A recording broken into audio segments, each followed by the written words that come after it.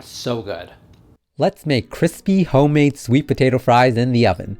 First, you'll need a sweet potato and wash it really well. Be sure to scrub away any dirt that may be on the skin. Then, pat it dry with a paper towel to remove any moisture. Excess water will keep these fries from getting crispy. At this point, you can peel it or leave the skin on for more fiber. I'm leaving the skin on today. Cut off both ends of the sweet potato, then chop it into 1/4 inch thick fries, doing the best to keep it as even as possible. Sweet potato is much harder to cut than regular potato, so be careful. Cut a piece off so you have a flat surface it can rest on as a base, making it easier to slice into flat rectangular shapes. Then, cut those into individual fries and set it aside. In another bowl, mix together cornstarch and seasonings of choice. I'm using salt, black pepper, garlic powder, paprika, and chili powder.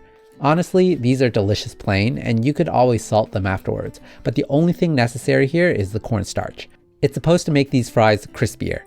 Mix everything together and bring back that bowl of fries. Sprinkle over the cornstarch seasoning and toss to coat each fry. Then, add some vegetable oil to the fries and toss again to completely coat it. There should be no white seen from the cornstarch, and the oil will help everything stick to the fries. Spread the fries out on a parchment-lined baking sheet. I oiled it just to be extra safe so it wouldn't stick. Separate the fries and leave space in between each as much as possible. If the fries are stacked up too close together, they could steam, and that would result in soggy fries, which we do not want. Now they're ready to go into a preheated 425°F oven for 25 to 35 minutes total. Halfway through, after 15 minutes, take them out of the oven and give them a good flip. Do not skip this step so you get even browning on both sides. Then put it back into the oven for the remaining 10 to 20 minutes and pull them out when the edges are brown and crispy. I had to pull some thinner fries out early because they would have burnt if I left them in any longer, and I had myself a little snack while I waited for the remaining fries to finish baking. Once done, let them cool in the pan for several minutes before serving on their own or with a dipping sauce.